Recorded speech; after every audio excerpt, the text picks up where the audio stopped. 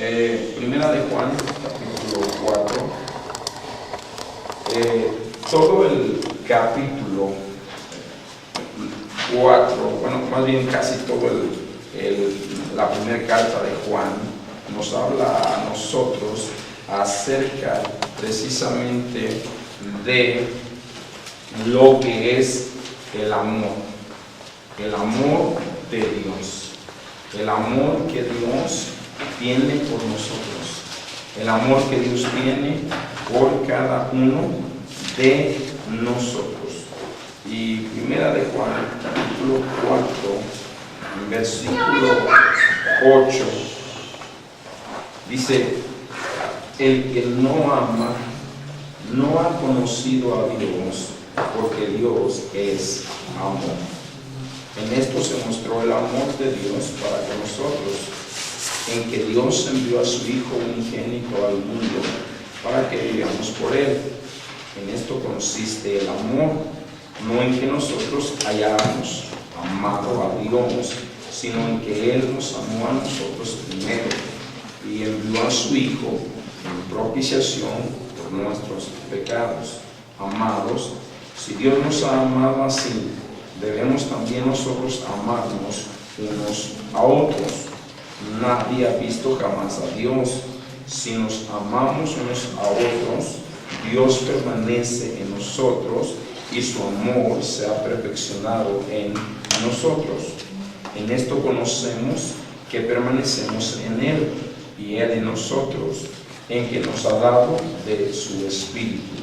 Y nosotros hemos visto y testificamos que el Padre ha enviado al Hijo, el Salvador del mundo. Todo aquel que confiese que Jesús es el Hijo de Dios, Dios permanece en Él y Él en Dios. Y nosotros hemos conocido y creído el amor que Dios tiene para con nosotros.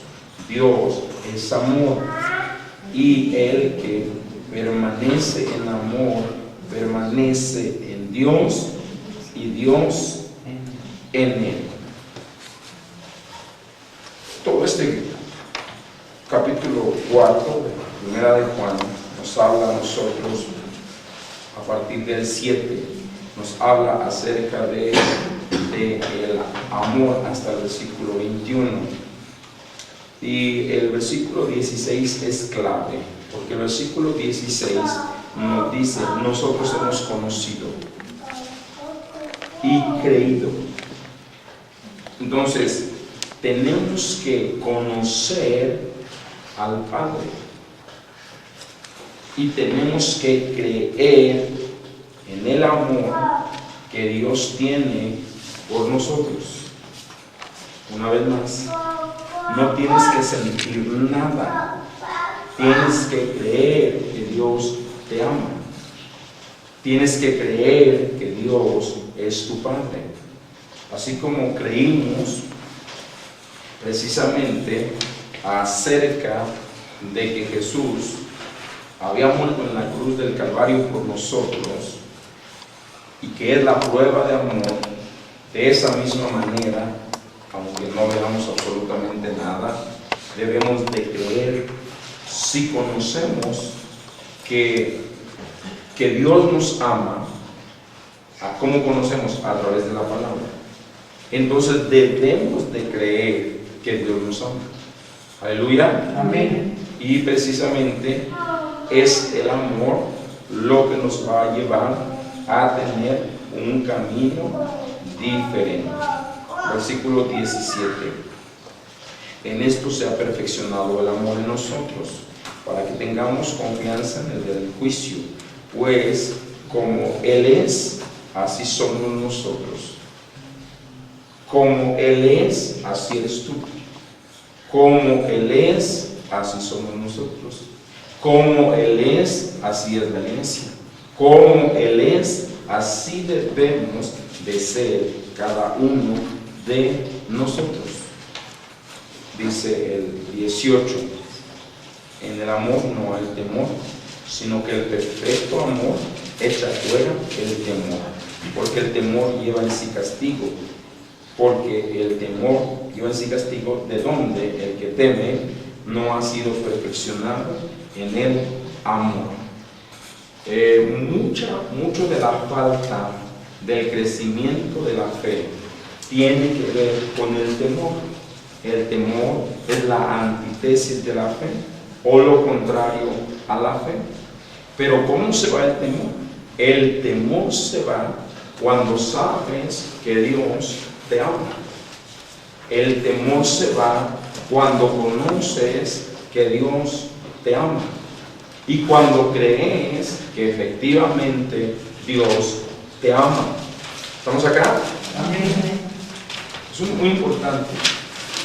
El temor de tu vida se va a ir cuando reconozcas que Dios te ama.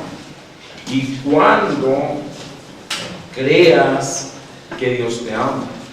Si Dios te ama. Eso no debes tener ninguna duda. Porque a veces las circunstancias y todo lo que nos sucede, a veces creemos como que Dios ni siquiera nos toma en cuenta. Ahora, ¿cuándo no hemos madurado? Cuando ya hemos madurado, en cualquier crisis, sabemos que Dios y su amor están con nosotros. Aleluya. Amén. Así que un niño no puede entender el amor de Dios. Un bebé no puede comprender tampoco el amor de Dios. Pero un hombre espiritual maduro que está aprendiendo a caminar con Dios, entonces sí sabe que Dios le ama, sí cree que Dios le ama. Y entonces quita de su lenguaje, de su vocabulario, el Dios me ha dejado. Ay, Dios ya me abandonó. Ay, Dios, quién sabe qué. Cuando tú escuchas ese tipo de expresiones, es gente que no ha madurado. Entonces, necesitamos nosotros aprender a caminar en amor. Vamos a ver, primera de Juan, capítulo 3, verso 9. Todo aquel que es nacido de Dios no practica el pecado, porque la simiente de Dios permanece en él y no puede pecar porque es nacido de Dios. Quiere decir que aquí alguien que ha nacido de Dios no puede pecar deliberadamente sin que el Espíritu Santo le redarguya. Es decir, en el mundo, pues la verdad es que pecabas hoy y te remordía la conciencia solamente, pero volvías a hacerlo, y te volvía a remorder la conciencia, pero volvías a hacerlo. Pero en Cristo Jesús, y ahora caminando con el Padre, inmediatamente que pasa algo, el Espíritu Santo viene para redarguirte. Incluso antes de que suceda, el Espíritu Santo ya te está redarguyendo para que no caigas en la trampa del enemigo. ¿Ok? Versículo 5, 18. Primera de Juan 5, 18. Toda injusticia es pecado, pero hay pecado no de muerte. Bien, aquí el conocimiento de la vida eterna nos empieza a hablar y dice precisamente que hay pecado que es de muerte. Y dice el 16, si alguno viere a su hermano cometer el pecado que no sea de muerte, pedirá y Dios le dará vida. Esto es para los que cometen pecado que no sea de muerte. Hay pecado de muerte, por lo cual yo no digo que se pida. Toda injusticia es pecado, pero hay pecado no de muerte. Sabemos entonces que todo aquel que ha nacido de Dios no practica el pecado, pues aquel que fue engendrado por Dios le guarda y el maligno no le toca. Sabemos que somos de Dios y el mundo entero está bajo el maligno. Quiere decir, y nos habla de que el amor de Dios cubre multitud de pecados. Entonces debemos de aprender aquí, aunque cualquier persona caiga en cualquier tipo de pecado, tú y yo no estamos para juzgarle, sino estamos para extender sobre ellos misericordia y pedir por ellos. Ahora, cuando estás caminando en amor con el Padre, tú no vas a levantar el dedo acusador, porque sabes que tú ya pasaste un proceso en el cual quizás también tuviste caídas, pero Dios tuvo misericordia de ti. Entonces ahora que quizás tú ya estás maduro, entonces extiendes misericordia, extiendes la gracia misma que Dios puso sobre tu vida. Es la misma gracia que tú extiendes para con otros. Entonces una iglesia madura, porque de repente cuando la iglesia no está madura, la iglesia es el único ejército que mata a sus heridos, que acaba con ellos, y no físicamente, sino con la lengua. Por eso la Biblia dice que hay hombres cuyas palabras son como golpes de espada, y los golpes de espada, esas palabras que hieren, esas palabras que matan, acaban con muchos de los heridos en la iglesia. Y al contrario, la iglesia tendría que levantar a todos los heridos. Para ello entonces es que se requiere una iglesia que camine en amor. Y una iglesia que camine en amor mirará por los demás, no para levantar el dedo acusador, sino para levantarle la mano al que está caído y tomarle y decirle: hermano, hermana, Dios te ama, tú fallaste, pero Dios te sigue amando y sigues extendiendo misericordia con él o con ella, porque tú ya pasaste un proceso. ¿Por qué? Porque dice que como Él es, nosotros somos. Cuando tú llegas a la madurez, tú empiezas a ser como Dios, a ser como Dios, a pensar como Dios piensa, a actuar como Dios piensa. De eso es de lo que se trata, caminar con el Padre. Y a lo mejor para llegar a ese tipo de madurez, pues a lo mejor va a pasar tiempo, pero lo importante es que lo conozcamos y que lo anhelemos, En la vida de Pedro lo podemos ver, que en un momento él era impetuoso, era impulsivo, pero cuando Pedro es un hombre maduro de la fe, es completamente diferente a aquel Pedro que estaba cuando Jesús estaba en la tierra. Ya no es el mismo. Algo cambió muy profundamente dentro de él. Creo que vayamos a Juan, ahora al libro de Juan, capítulo 1, versículo 13. Juan 1:13. ¿Cómo van con su lectura, por cierto? El día de hoy estamos leyendo Corintios, Primera de Corintios, mañana Segunda de Corintios. Terminando nuestra lectura del Nuevo Testamento, vamos a entrar a la lectura de comprensión. La lectura de comprensión nos va a llevar más tiempo porque va a ser un estudio, una lectura detenida, así es que no se me queden atrás. Se supone que hasta este momento todos vamos en Primera de Corintios. Y si algunos ya han avanzado más, está bien, no hay ningún problema. Pero todos el día de hoy, antes de las 12 de la noche, debemos de terminar Primera de Corintios. Bien. Juan, capítulo 1, verso 13. Mire lo que habla aquí, después de que dice que se nos ha dado la potestad de ser hechos hijos de Dios. El 13 dice: los cuales no son engendrados de sangre, ni de voluntad de carne, ni de voluntad de varón, sino de Dios. ¿Quiénes? Los hijos de Dios. ¿Quiénes? Quienes le han recibido como Señor y como Salvador.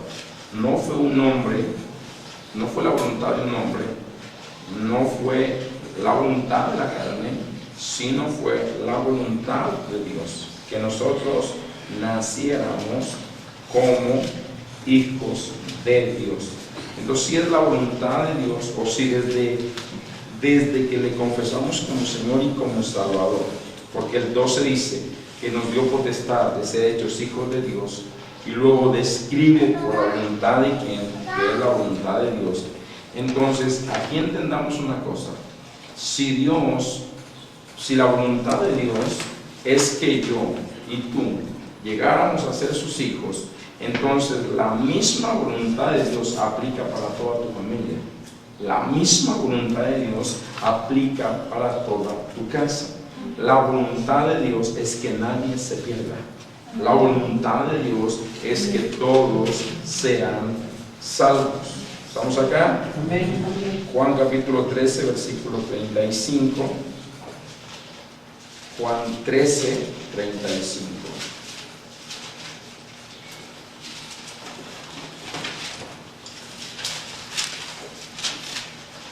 En esto conocerán todos que son mis discípulos, si tuvieres amor unos por otros, o los unos con los otros.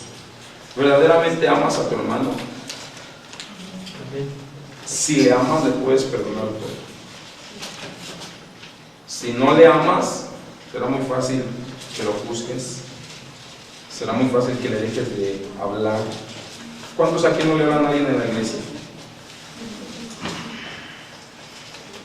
¿Hay alguien en la iglesia al cual tú no le hablas? Que digas, híjole, tengo una hermanita por allí que me causa conflicto, o que me causó conflicto y prefiero tenerla de lejitos. ¿Si hay alguien? Esa es tu prueba de amor.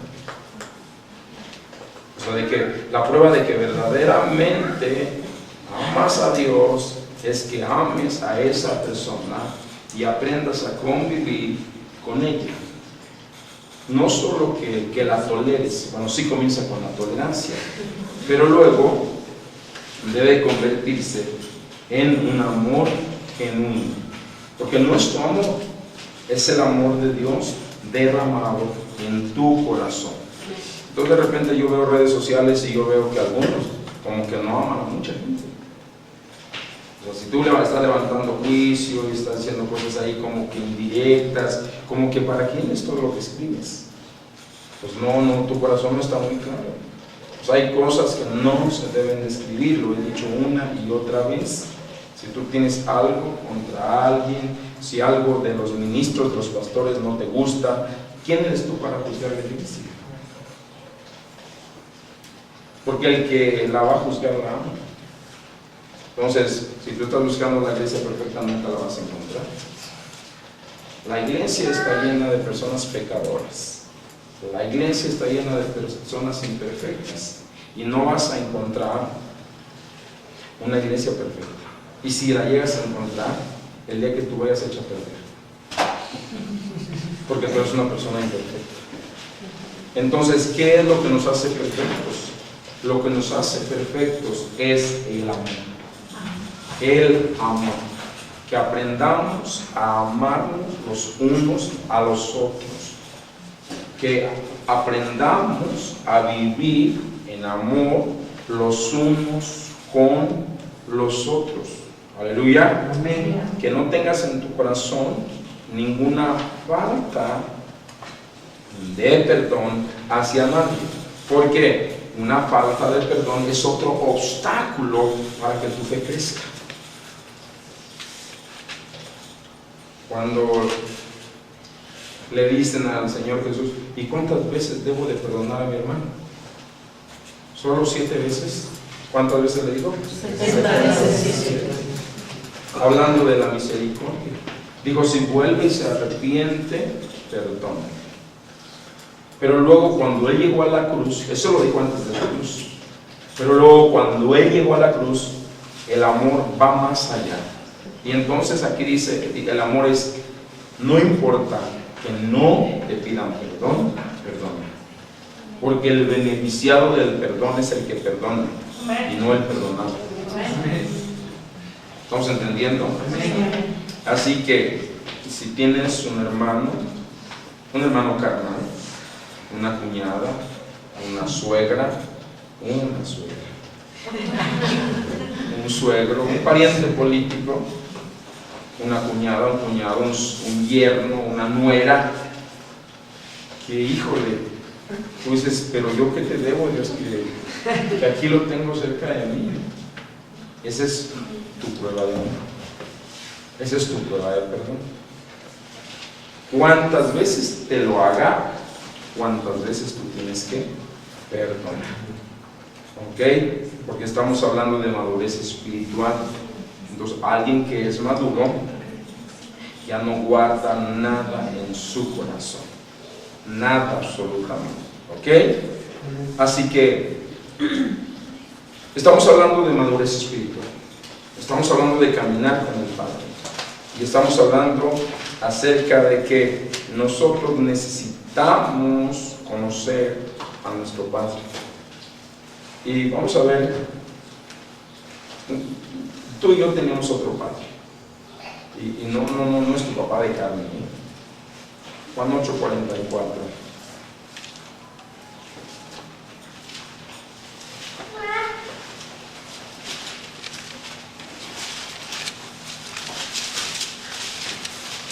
Vosotros sois de vuestro padre el diablo, y los deseos de vuestro padre queréis hacer. Él ha sido homicida desde el principio, no ha permanecido en la verdad, porque no hay verdad en él. Cuando habla mentira, de lo suyo habla, porque es mentiroso y padre de mentira. Entonces, lo que nos deja ver aquí es que no todos somos hijos del mismo Padre. A lo mejor si tus hijos no conocen a Dios, no son hijos de Dios. Tienen otro Padre. Y su Padre es el Dios. Si tus papás, o sea, toda la gente que no conozca a Dios, Dios no es su Padre. Toda la gente que no ha confesado a Dios como Señor y como Salvador, Dios no es su Padre.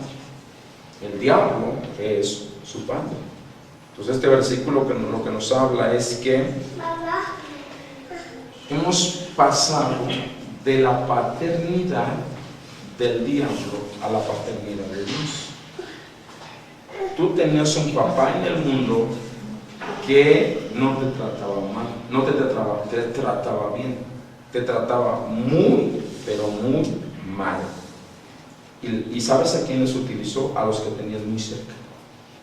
Ese padre, que es el diablo, el mundo espiritual, utilizó para herirte a tus padres naturales, utilizó para herirte aún a toda la gente que te rodeó, a los amigos más cercanos, a las amigas más cercanas. Entonces, para ser hijos de Dios, de acuerdo a la palabra, es necesario nacer de la palabra. Es necesario nacer de nuevo. Y en Juan capítulo 3, precisamente es ahí donde vemos versículo 4. Jesús le dice en el 3, respondiendo Jesús le dijo: de cierto te digo que el que no naciere de nuevo no puede entrar al reino de los cielos. Nicodemo es una persona que conoce mucho la palabra de Dios, pero se ha dado cuenta que algo le falta.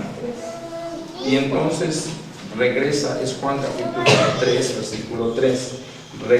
Viene a Jesús de noche y le hace la gran pregunta: ¿qué debo hacer para ser salvo?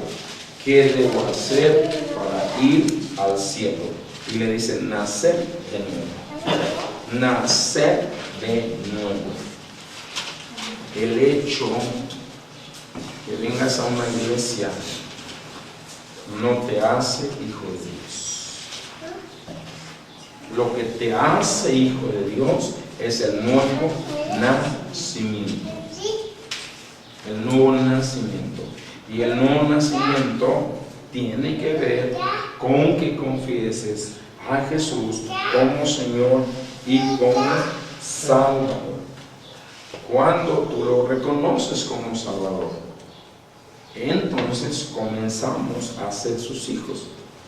Y hay muchísimos versículos que nos hablan acerca de esta adopción que el Padre hace hacia nosotros por la sangre de Jesucristo. Así que entonces debemos reconocer que necesitamos un Salvador. Escucha bien, el hecho de que un ratón entre a la caja de galletas no lo convierte en galleta. El hecho de que alguien venga a la iglesia no lo convierte en cristiano.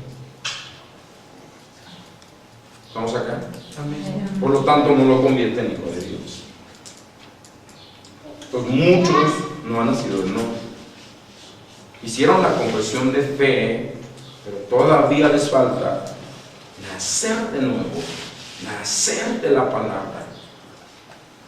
Porque ¿cuánta gente ha venido a nuestras iglesias que solo vinieron y confesaron? Pero hoy andan más perdidos que el diablo. Porque el diablo no está perdido. O sea, el diablo ya sabe lo que tiene, ya sabe lo que está haciendo. Pero la gente sí está perdida. Entonces, es necesario nacer de nuevo. Por eso Jesús está diciendo en el versículo 3, de cierto, significa, o le está dando énfasis, o le está diciendo, esta es la prioridad. De cierto, esto es lo verdadero, que si no naces de nuevo, no puedes entrar al reino de Dios. Aleluya. Amén. Así que entonces debemos de comenzar a crecer y vivir en la palabra. Una vez que alguien nace, entonces comienza a crecer y a vivir en la palabra. Y entonces la forma de cómo nos comportamos demuestra nuestro nuevo nacimiento. La forma de cómo nos comportamos demuestra el nuevo nacimiento en Dios. Vamos a ver Mateo capítulo 15, perdón, Mateo capítulo 7, versículo 15. Mateo 7, 15. Guardaos de los falsos profetas que vienen a vosotros con vestidos de oveja, pero por dentro son lobos rapaces. Por sus frutos los conoceréis. ¿Acaso se recogen uvas de los espinos o higos de los abrojos? Así todo buen árbol da buenos frutos, pero el árbol malo da malos frutos. No puede el buen árbol dar malos frutos, ni el árbol malo dar buenos frutos. Todo árbol que no da buen fruto es cortado y echado en el fuego. Así que por sus frutos los conoceréis. Y estos frutos hablan de un comportamiento diferente. Un nacido de nuevo se comporta diferente, vive diferente. No es necesario que alguien le diga que tiene que dejar de hacer algo. Se ordena solito. La palabra le empieza a ordenar.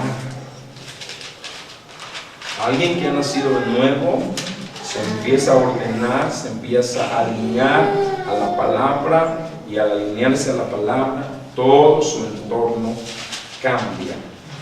Romanos capítulo 8, versículo 14, todo el capítulo 8 de Romanos nos habla a nosotros acerca de la vida del Espíritu, pero en especial el versículo 14 nos dice que somos guiados por el Espíritu.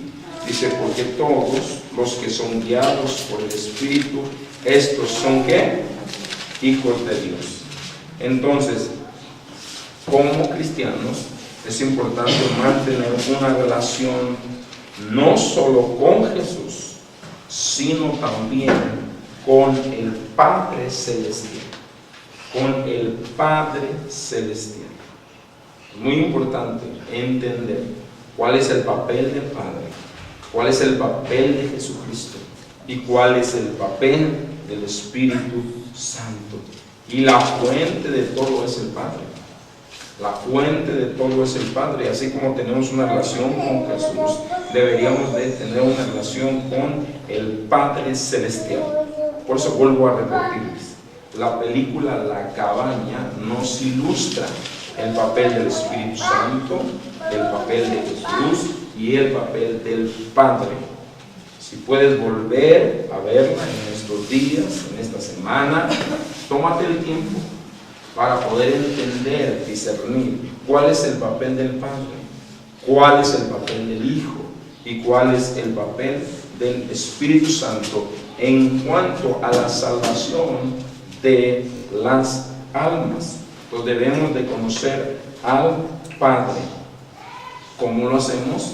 Al tener una relación con Él. Y lo primero que hacemos cuando conocemos al Padre es dejar de preocuparnos. Dejar de preocuparnos. Por eso hablamos de los afanes. No te preocupes por nada. No te afanes absolutamente por nada. Porque tienes que entender y saber que Él está cuidando de ti. Que Él va a cuidarte siempre. Siempre. Si ya eres su hijo, Él te va a cuidar siempre. La razón por la cual los judíos no entendían a Jesús era porque Él les hablaba de paternidad. Y no aparece la palabra paternidad en el Antiguo Testamento acerca de que Dios sea Padre. No aparece para nada. Y vamos a ver varios versos. Rosario, Juan 10:5. Carmen, Juan 7, 25 al 30. Christopher, Juan 10, del 11 al 23.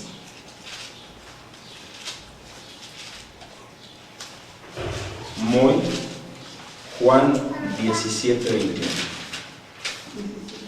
17, 21. Vamos a comenzar, por favor, Chavito. Mas al extraño no seguirás, sino vivirás de él, porque no conoces la voz de los extraños. Entonces, aquí en Juan 10 dice, tienes que conocer la voz. La voz.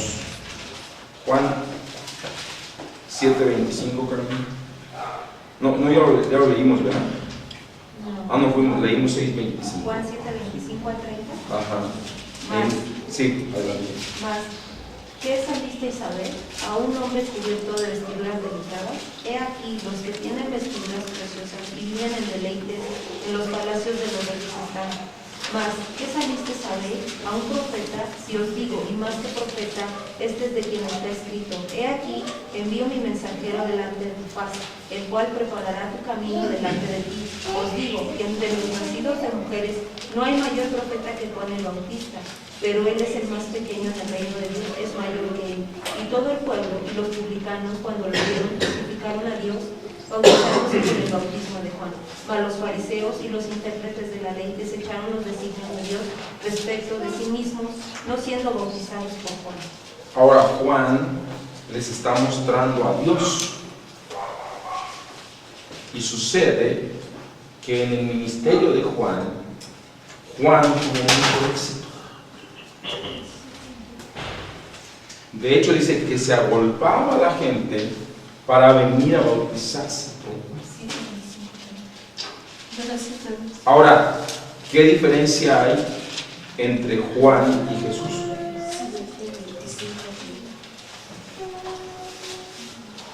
¿Cuál es la diferencia? Juan vino a predicar de Dios y Jesucristo a mostrar al Padre. Porque dijo, sí, me habéis visto a mí, habéis visto al Padre. Entonces acaba de terminar el Antiguo Testamento con Juan, que es un profeta de transición. Y acaba de aparecer el último profeta y entonces aparece Jesús y cambia completamente toda la predicación y dice: yo vengo a mostrar al Padre. Vamos a ver Juan 10, del 11 al 23. Yo soy el buen pastor su vida da por las ovejas. Mas el asalariado, y que no es el pastor, de que no son propias las ovejas, ve venir al lobo y deja las ovejas y huye, y el lobo arrebata las ovejas y las dispersa. Así que el asalariado huye, porque es asalariado, y no le importan las ovejas. Yo soy el buen pastor, y conozco mis ovejas, y las mías me conocen. Así como el Padre me conoce, yo conozco al Padre, y pongo mi vida por las ovejas. También tengo otras ovejas que no son de este redil. Aquellas también debo traer y oirán mi voz, y habrá un rebaño y un pastor. Por eso me ama el Padre, porque pongo mi vida para volverla a tomar. Nadie me la quita, sino que yo de sí mismo la pongo. Tengo poder para ponerla, y tengo poder para volver a tomar. Este mandamiento recibí de mi Padre. Volvió a haber disensión entre los judíos por estas palabras. Muchos de ellos decían: demonio tiene, y está fuera de sí. Está fuera de sí. Y está fuera de sí, porque le oís, decían otros, estas palabras son del endemoniado. ¿Puede acaso el endemoniado abrir los ojos? El demonio. ¿Puede acaso el demonio abrir los ojos de los ciegos? Hasta aquí. Vamos a dejar hasta aquí. Aquí en este pasaje, Jesús está hablando de que Él es el buen pastor y que viene a poner su vida por las ovejas. Y el 15 dice, el 15 es clave, dice: así como el Padre me conoce, yo conozco al Padre y pongo mi vida por las ovejas. Juan 17, 21. Perdón, quiero leer otra parte. Dice, ¿dónde estoy?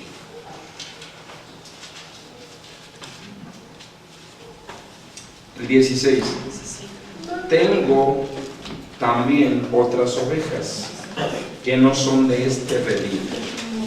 Aquellas también debo traer, y oirán mi voz, y habrá un rebaño y un pastor. ¿Saben de quién habla aquí? ¿De quién habla aquí? De los que no somos judíos, de los gentiles, del pueblo gentil. O sea, dice Jesús: yo soy el pastor de los judíos, pero también tengo otras ovejas que no son de este redil, pero voy a traerlas. Y entonces habrá un solo pastor y también un solo rebaño. Hablando entonces de que iba a nacer la iglesia. Muy bien. 17, 21. Para que todos sean uno, como tú, oh Padre, en mí y yo en ti, que también ellos sean uno en nosotros, para que el mundo crea que tú me enviaste.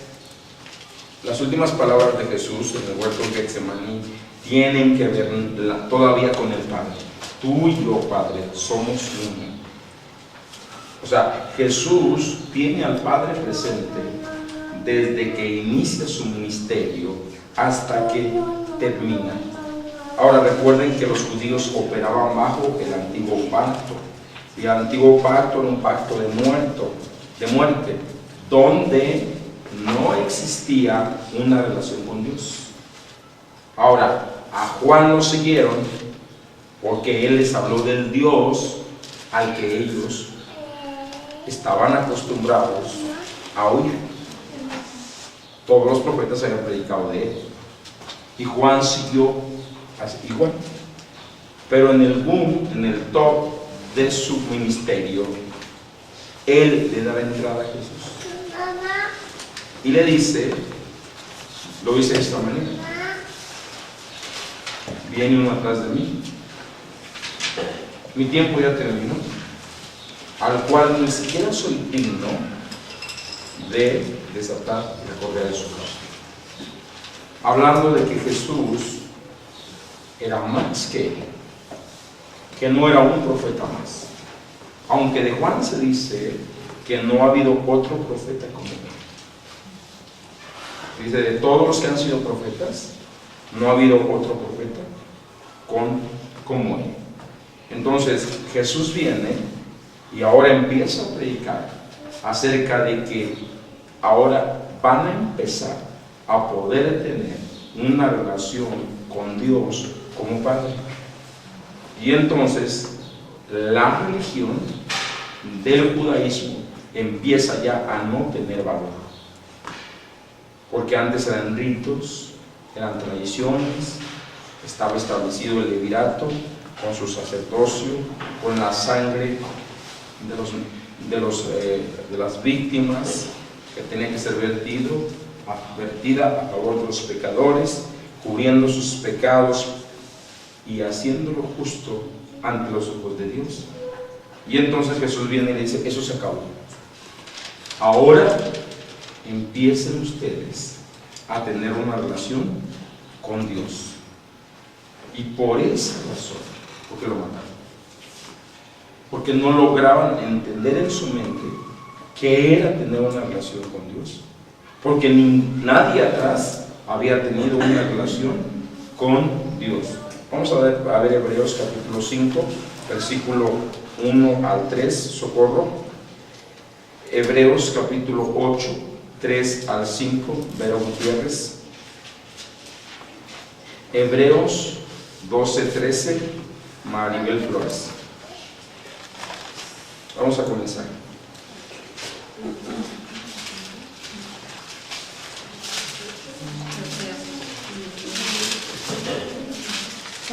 Hebreos 5, 1, 3. Hebreos 5, 1, 3.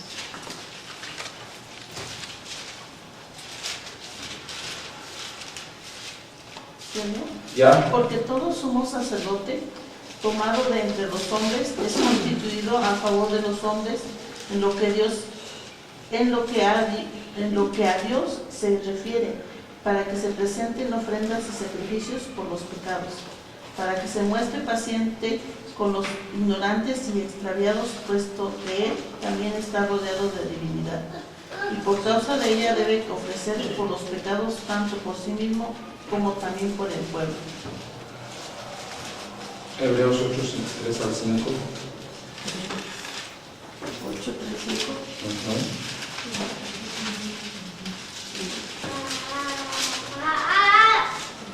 Porque todo sumo sacerdote está constituido para presentar ofrendas y sacrificios, por lo cual es necesario que también éste tenga algo que ofrecer.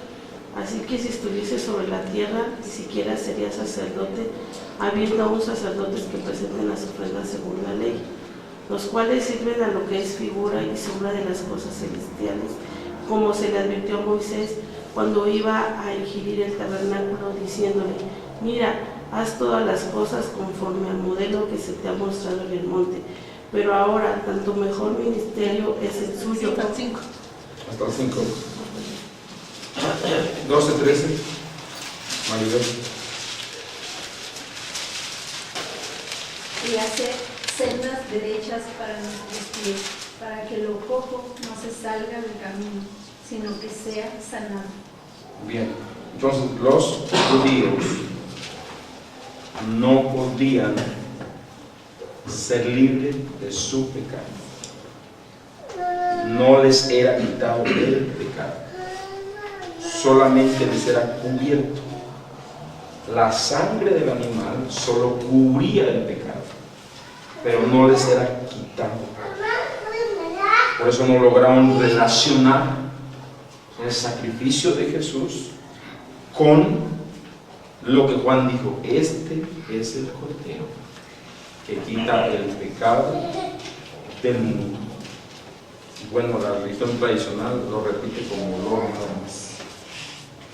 pero no logra entender, no sabe lo que significa. Y tú y yo vivimos un día ciegos y sin relación con Dios. Entonces, el cristianismo se trata de una relación con Dios.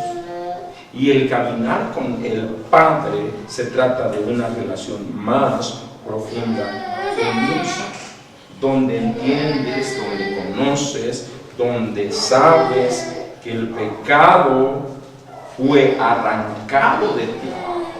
Y dice que Jesús lo sepultó ¿dónde? En lo profundo del mar. Y puso un letrero, no pescar. Y el diablo viene y dice, a ver, Carolina, súbete a mi lancha. Y vas a pescar tu casa. Te subes a su lanchita y vas, ay sí, pobrecita de mí, cuánto sufro. Ay sí, pobrecito de mí, nadie me quiere, todos me odian. Mejor me pongo un gusanito. Parece de risa, pero así es. No tienes permiso de ir a pescar en tu casa. No tienes permiso de recordar tu pasado. ¿Por qué? Porque ni Dios se acuerda de tu pasado. Ni Dios se acuerda de tu pasado. Aleluya. Amén. Bien. Entonces Moisés construyó el tabernáculo y en ese tabernáculo se ofrecen los sacrificios donde el sacerdote pone su mano sobre la cabeza del animal y luego sobre la cabeza del judío, y entonces el pecado del judío le es remitido al animal, pero no le es quitado, solo le es cubierto, porque la sangre de los machos cabríos, la sangre de los corderos era imperfecta, mas la sangre de Jesucristo no solamente cubre el pecado, sino que lo borra para siempre. Amén. De repente ha habido una doctrina dentro de la iglesia, la cual no es bíblica, y te dicen que por todos tus pecados debes de pagar consecuencias. Eso es falso. En la cruz del Calvario, si te arrepentiste completamente, Jesucristo terminó con todas las consecuencias del pecado. Punto. Amén. No hay consecuencias más. Porque si tú y yo tuviéramos que pagar consecuencias de todo lo que hicimos en el pasado, no terminamos. No terminaremos. Además, la consecuencia mayor del pecado era ¿cuál? El infierno. El infierno. Y nosotros, al aceptar la sangre de Jesucristo derramada en la cruz del Calvario y aceptarlo como Salvador y como Señor, ya no vamos a ir al infierno. Si es que hemos nacido de nuevo, que nos hemos arrepentido realmente. Aleluya. Amén. Así que esa fue la razón por la cual el pueblo de Dios no pudo ver a Dios como Padre, porque solo lo conocía como Dios. Nunca existió entre Dios y su pueblo una relación personal, mucho menos paternal. Ahora, cuando hablamos del cristianismo, hablamos de tener una relación con Jesucristo, ¿sí o no? Sí. Pero a veces nos quedamos ahí, pero debemos ir más allá, y es tener una relación con el Padre. Una relación con el Padre. ¿Por qué? Porque Juan 14:6 dice: nadie va al Padre si no es a través de mí. Así que la relación con Jesucristo te lleva a tener una relación con el Padre. Aleluya. Así que empieza esta nueva relación con el Padre. Y una persona madura sabe que tiene esa relación con el Padre Celestial. Y el sumo sacerdote tenía que ofrecer sangre por su propio pecado y sangre por todo el pueblo. Y esto era el día de la propiciación, y era un día al año. Y si había una falla en el sumo sacerdote y quería o intentaba ofrecer el sacrificio, ¿qué pasaba? Moría. ¿Por qué? Porque no era perfecto. Por eso es que moría. Entonces ellos no pudieron entender lo que Jesús les hablaba. Para ellos fue una blasfemia. Por eso en los evangelios que ya ustedes han estado leyendo conmigo, ahí dice que muchos decían que Jesús era un blasfemo, que él estaba blasfemando de Dios al llamarlo Padre. Entonces, esta es la razón por la que Jesús vino al mundo. Fue para sacarnos de la esclavitud, de las cargas, de los sacrificios del Antiguo Testamento a los judíos, y de esa manera llevarnos al Padre. Por eso vuelvo a decirles, lean, si pueden leer, no ver. Ya vieron la película, ahora lean el libro, se llama igual, La Cabaña, y ahí está más explícito todo, porque ahí hay una cooperación para salvar al mundo entre el Padre, el Hijo y el Espíritu Santo. Juan 14:6, nadie va al Padre si no es a través de Jesucristo. Dios es un Dios amoroso, lleno de bondad, lleno de misericordia para con su pueblo. Vamos a leer Mateo capítulo 6, versículos 8 al 9, Carolina, y luego Juan 16, versículo 23 al 27, Edith.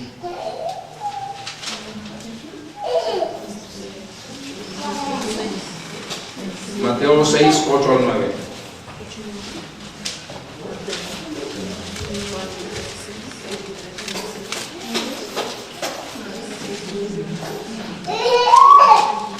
No os hagáis pues semejantes a ellos, porque vuestro Padre sabe qué cosas tenéis necesidad antes de que vosotros me pidáis. Vosotros pues oraréis así: Padre nuestro que estás en el cielo, santificado sea tu nombre. Aquí dice que el Padre sabe. El Padre sabe. No dice que Jesús. Dice el Padre sabe. ¿Quién está hablando aquí? Jesús. Jesús no dijo yo sé. No. Aquí él dijo el Padre sabe de qué tenéis necesidad. Y entonces nos da la oración modelo. Dice el Padre quiere oír de tu boca que tú le pidas. Que tú le pidas. Juan 16, 23 al 37. En aquel día no me preguntaréis nada. De cierto os digo, que todo cuanto pidiereis al Padre en mi nombre, os lo dará. Hasta ahora nada habéis pedido en mi nombre. Pedid y recibiréis, para que vuestro gozo sea cumplido. Estas cosas os he hablado en alegorías. La hora viene cuando ya no os hablaré por alegorías, sino que claramente os anunciaré acerca del Padre. En aquel día pediréis en mi nombre, y no os digo que yo rogaré al Padre por vosotros, pues el Padre mismo os ama, porque vosotros me habéis amado y habéis creído que yo salí de Dios.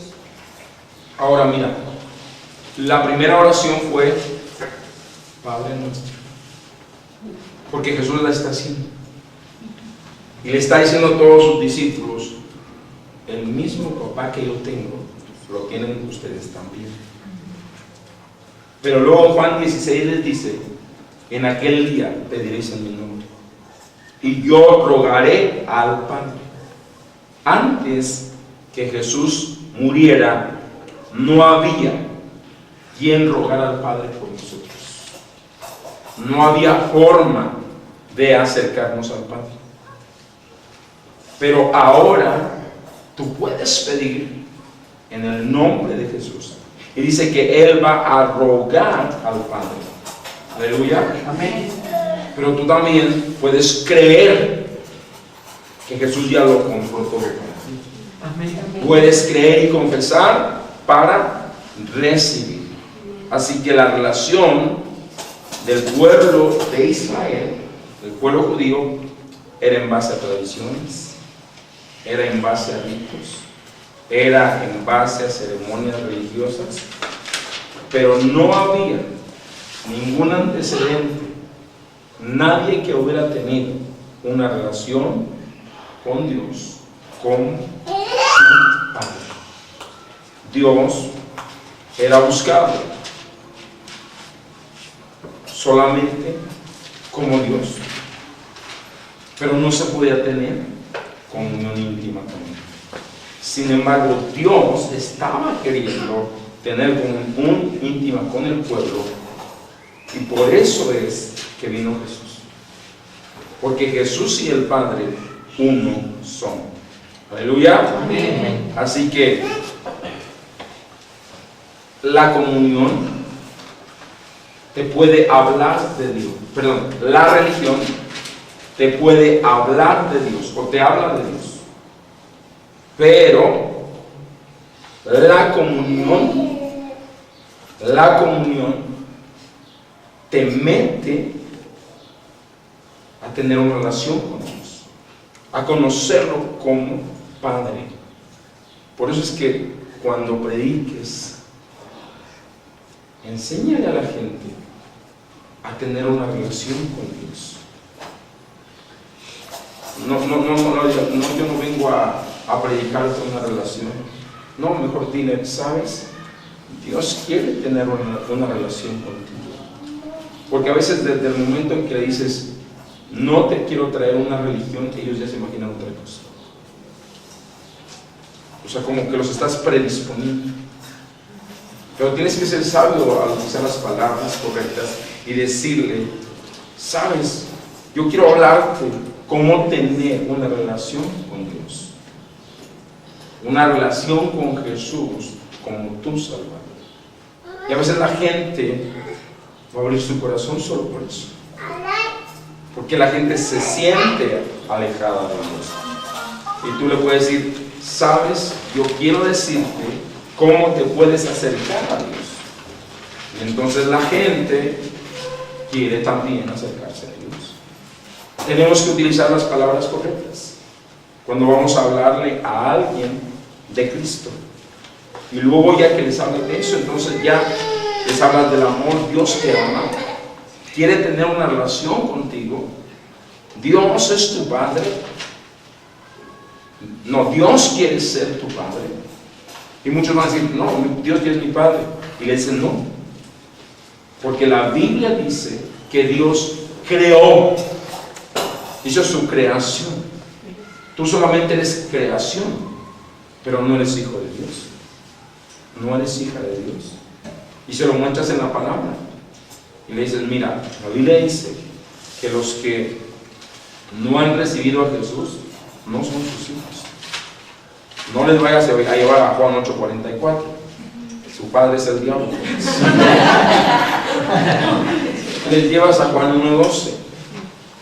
Mas Dios dio potestad de ser llamados hijos de Dios a todos los que le reciben, a todos los que creen. Aleluya. Amén. Así que cuando maduras, tienes más sabiduría a través de tu relación con el Padre para poder acercarte a la gente. Te conviertes en un facilitador para traer el cielo a la tierra. Así que nos conviene a nosotros madurar. Nos conviene ser esas personas de bendición para todos.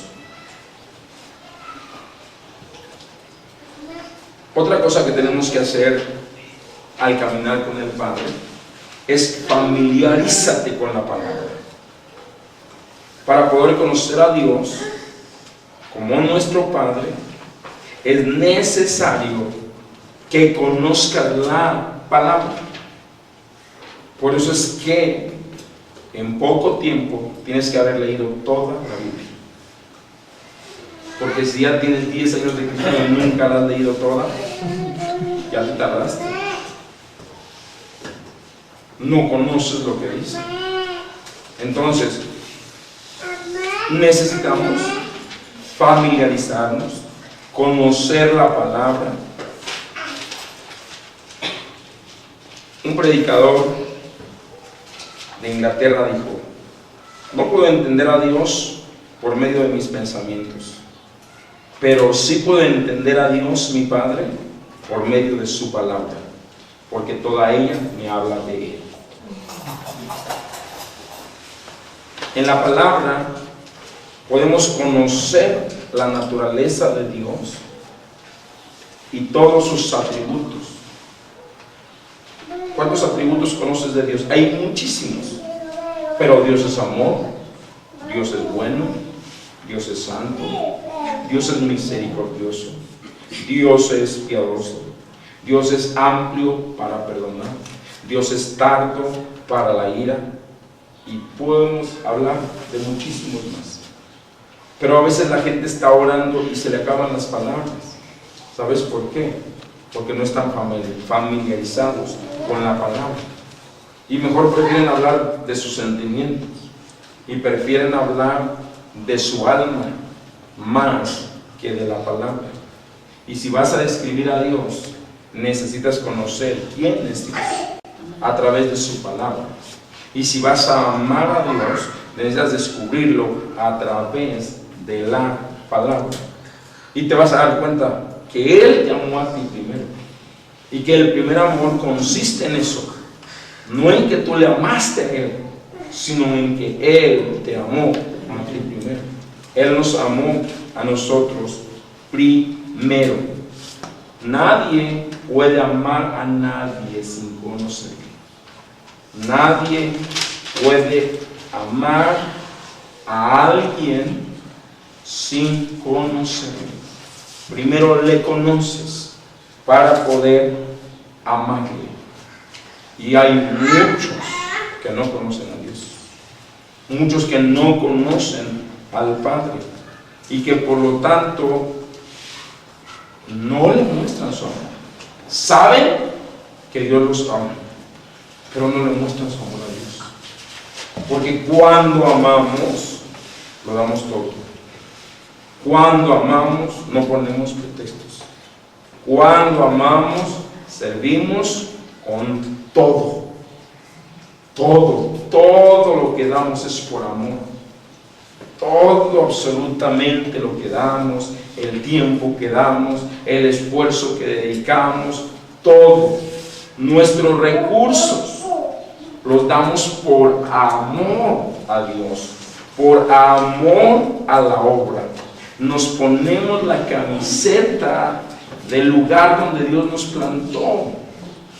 No importa que pierda el América, hay un montón de fanáticos que se ponen la camiseta.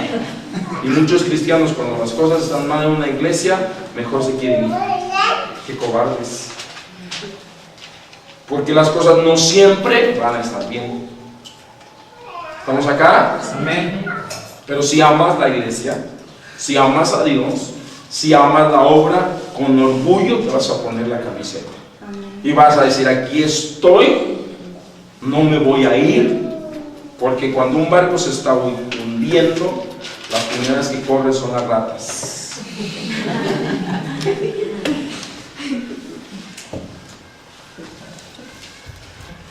¿Y sabes quién es el último en hundirse en el barco? El capitán. Así que tú escoges. Porque si algún día viene una crisis, no esta iglesia, a lo mejor el Señor te lleva a levantar tu propia iglesia. ¿Y qué vas a hacer ahí? Porque algunos ya van para allá, algunos ya prontito, yo creo que el Señor les va a abrir. Pero tienen que aprender, tienen que saber que por amor a Dios no dejo la obra. Por amor a Dios y a las almas permanezco, aunque sea vituperado, aunque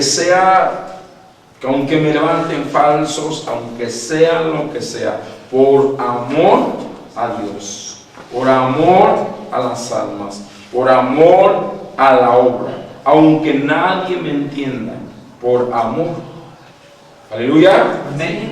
Y precisamente Jesús lo dijo en Mateo 4:4.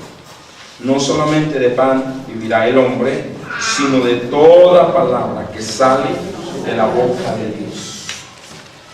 De la boca de Dios. Todos nosotros conocemos al Dios de justicia, del cual muchas veces el pueblo de Israel se escondió, del cual muchas veces el pueblo de Israel tuvo temor. Pero nosotros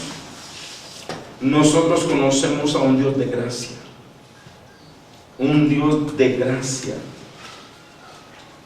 Y esa gracia a veces no logramos entenderla, no logramos comprenderla. Es necesario conocer al Dios de amor para poder disfrutar la gracia. Es necesario conocer al Dios de amor para poder disfrutar la gracia. ¿Cómo Dios proveerá? Todo lo que dice en su palabra. ¿Cómo nos lo dará? Conociéndolo. Conociéndolo. Él se regocija en llamarte hijo. Deberíamos nosotros regocijarnos también en llamarlo Padre. Él se deleita en cuidarnos. Deberíamos nosotros también deleitarnos en su cuidado. Como la oveja, el Señor es mi pastor, nada me faltará. Esa oveja se está deleitando hablando de su pastor. Aleluya. Y al deleitarnos, viviríamos alabándolo en nuestros corazones, adorándolo, no por lo que ha hecho en nuestras vidas, sino por lo que Él es, porque Él es santo, porque Él es digno, porque Él merece toda nuestra honra. Aleluya. Dios, como Padre, va a proveer todo. Piensa en un padre natural bueno y piensa todo lo que le da a sus hijos. Si los hombres humanos se desviven, trabajan para darle algo a sus hijos, lo hacen por sus hijos, piensa en el Padre. Todo lo que el Padre está dispuesto a hacer por sus hijos, que somos nosotros. Amén. Y si no conoces a un Padre bueno y eres tu Padre, comienza a ser como Dios. Si vas a ser un buen padre, imita la paternidad de Dios. Y si imitas la paternidad de Dios, entonces vas a tener más claro cómo es Dios. Aleluya. Cuando tus hijos están en casa y tú como padre eres el proveedor y llenas el refrigerador de cosas, ¿te enojas porque agarren algo? No. Te deleita ver que tus hijos están creciendo. Te deleita ver que sirves para algo para ellos. Ese es tu deleite. Por eso es que cuando criar hijos es un deleite, el trabajo es un privilegio. Pero cuando criar hijos es una carga, el trabajo es un fastidio. Ubícate. ¿Cuál es mi papel como padre? No importa el trabajo que hagas. ¿Estamos acá? Y si tú te esfuerzas en que tus hijos no padezcan hambre, aunque ellos se porten mal, ¿les recoges el plato ese día? Bueno, algunas antes sí, yo creo así. Antes, ahora ya no, ya se arrepintieron. Dios no es así. Dios, diría mi mamá, a nadie le ha levantado el tascal. ¿Saben qué es el tascal? El lugar donde ponen las tortillas en el pueblo. Aunque la gente sea tan mala, mi mamá no conocía mucho de la palabra, pero tenía muchos principios. Dios es un Dios justo, que hace salir el sol para buenos y para malos. Por lo tanto, Dios ama a su creación, aunque no sean sus hijos. Dios ama a su creación, aunque no sean sus hijos. Pero su creación no sabe que Dios lo ama. Pero nosotros que somos sus hijos, sí sabemos que Dios nos ama. Y eso es suficiente para que nunca digan, ay, Dios ya me dejó.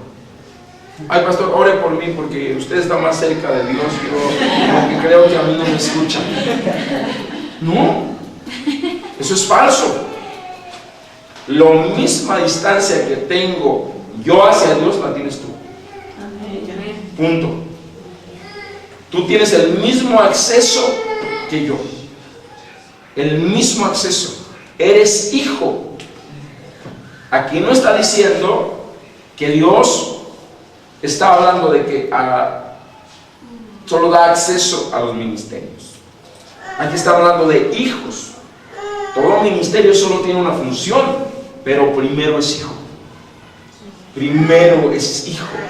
Y tú tienes ese título de hijo que nadie te puede robar. Mira, el día que te mueras aquí se va a caer el título de abogado, de arquitecto, de lo que sea. Pero el título de hijo, ese nunca se va a terminar. Ese es eterno. Entonces, conoce a tu Padre. Esfuérzate en conocerlo. Ten una relación con Él. Yo por ahí de repente sé que algunos no le hablan a su papá y digo, qué mal estás. Qué mal estás. Porque el día que tu papá ya no esté acá, el día que tu mamá ya no esté acá, no importa qué gacho fue o qué gacho era, vas a querer que esté. Entonces, papás, seamos esos padres como lo es Dios. Por eso una vez más, como Él es, yo soy. Como Él es como Padre, yo soy. Pero para yo ser como Dios, necesito conocerlo. Necesito conocerlo. Jesús dijo, yo soy igual que el Padre. El Padre y yo somos uno. Es necesario conocer al Dios de amor. Mateo 6:26. Ya creo que leímos esto. Porque hablamos de que no te preocupes, de que no te afanes. Mateo capítulo 6, versículo 26. Con este texto fue que comenzamos. Y nos habla de eso. Dios como Padre. Dios como Padre lo va a proveer todo. Todo lo que dice su palabra es para sus hijos. Amén. Sus hijos tienen que pedirlo, tienen que confesarlo y recibirlo por fe. Amén. Tienen que pedirlo. Tienen que pedirlo. Cuando tus hijos necesitan algo, ¿qué hacen? Te lo piden. Tú puedes adivinar que ellos tienen una necesidad en particular, ¿no, verdad? No. Entonces Dios quiere que nosotros le pidamos. Que le pidamos con fe, que confesemos con fe y que recibamos. Es tan sencillo. Así como cuando ibas con tu papá. y le pedías un peso. Bueno, yo pedía un peso, ustedes no sé cuánto. Porque hoy Zoe pide 20. Y pide todos los domingos para su ofrenda, para su diezmo. Entonces, el que pide, recibe. El que le pide, ¿quién? Al Padre. ¿En el nombre de quién? De Jesús. ¿Y pide con qué? Con fe. Y cree, confiesa, declara y entonces recibe. Es tan sencillo. No es nada complicado. Dice que Dios quiere darnos todas las cosas. Amén. Él se regocija en ser tu Padre. Vamos a ver Juan 14, desde el 21.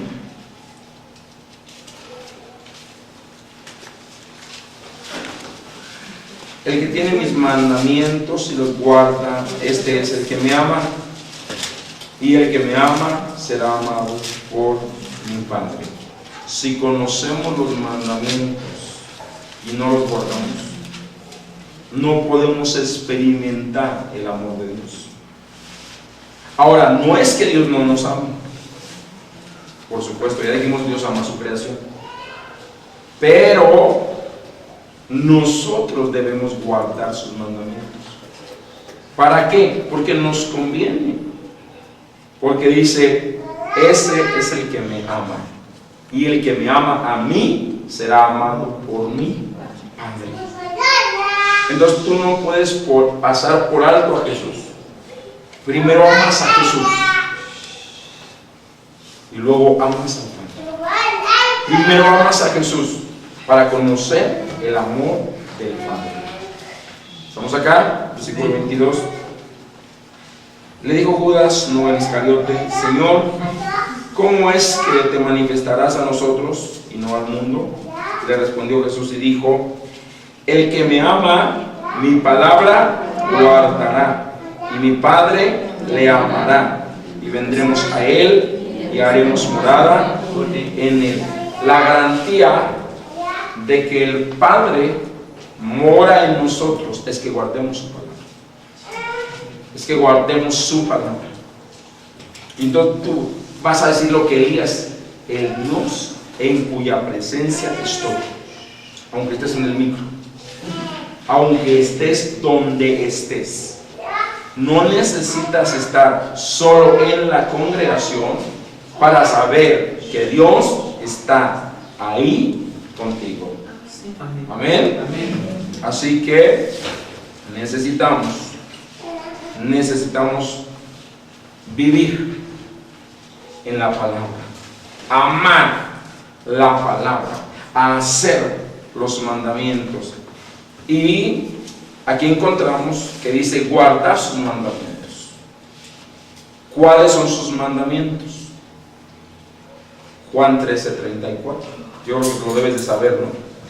El primer mandamiento: amarás a Dios y a tu prójimo como a ti mismo. Amar a Dios. Amar a Dios. Ese es el mandamiento. El que guarda este mandamiento, vamos a ver Romanos 13:10.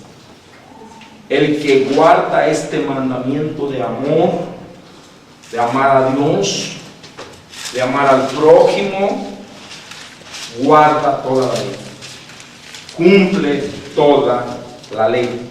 Romanos 13:10. Rosario, por favor.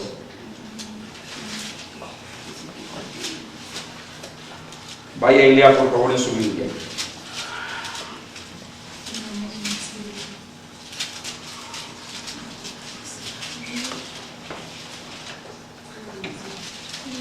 El amor va a amar al prójimo, así que el cumplimiento de la ley es el amor. Haga de cuenta que ¿cuántos mandamientos le había dado Dios a Moisés? 10. Pero luego esos mandamientos se extendieron y se convirtieron en lo que es la ley. ¿Saben cuántos mandamientos tenía la ley? 613 mandamientos. ¿Saben qué hizo Jesús? Vino y metió adulterarás en una licuadora, no fornicarás en la licuadora, amarás a tu prójimo, no codiciarás. Todos los metió y salió un licuado que se llama amor. Si tú amas a Dios, puedes amar a tu prójimo. Porque dice la Biblia que si no amas a tu prójimo, no amas a Dios. No amas a Dios. Entonces tenemos que amar. Porque el cumplimiento de la ley es el amor. El cumplimiento de la ley es el amor. Entonces, ¿cuál mandamiento tenemos que guardar? Lo que nos dice es el amor. El amarnos los unos a los otros. Y se enfatiza el amor del Padre. El amor del Padre. El que camina en amor, camina en la esfera en la que se mueve Dios. El Dios de amor. El Dios de amor. Nos falta mucho todavía. Nos falta mucho todavía. A todos nos falta mucho. Es el Dios de amor. Él vive en esa dimensión. Y nosotros debemos de entrar a esa dimensión del amor. Primera de Juan capítulo 4. Ya estuvimos leyendo. Versículo 8 al 16.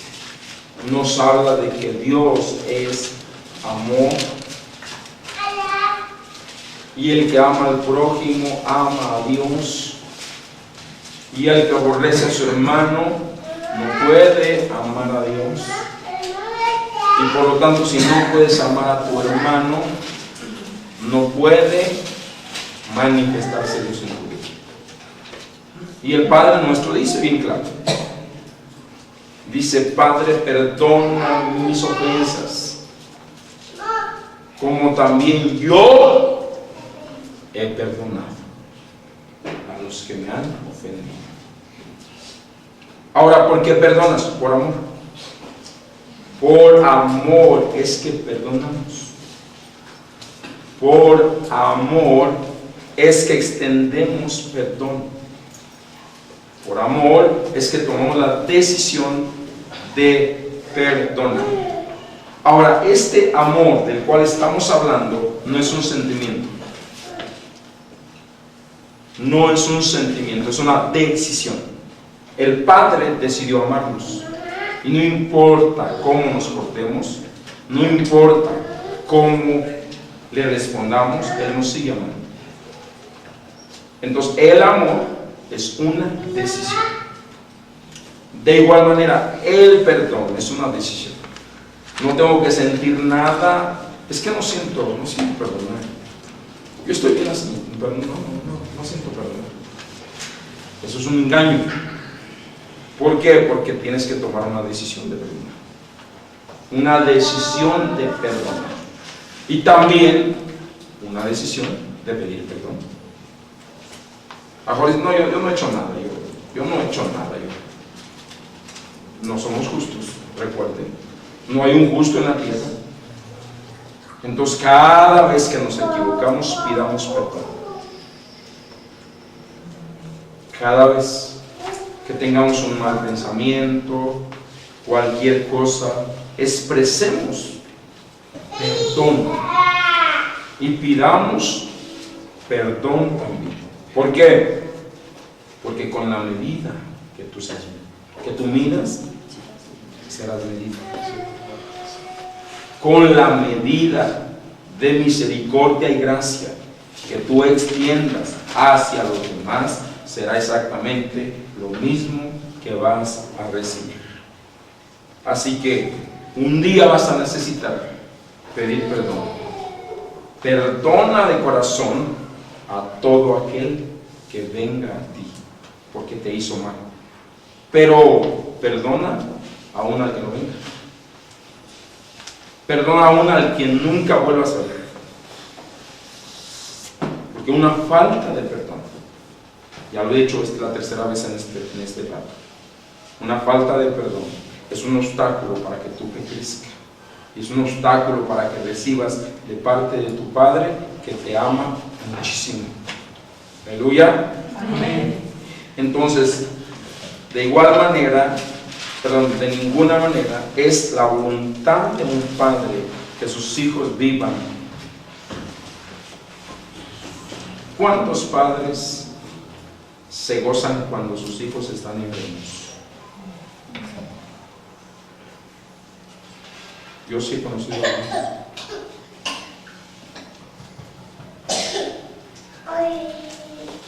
Yo conocí un padre, y ustedes han oído de este cuate, ¿no? Que su hijo estaba en el hospital y dijo, era el mayordomo del pueblo, y dijo, sea como sea, porque su hijo estaba en el hospital, dijo, sea como sea, pero la fiesta se va a hacer. Y un día antes de la fiesta, él murió.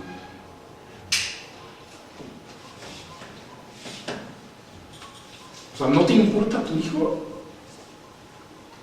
Debe de importarnos.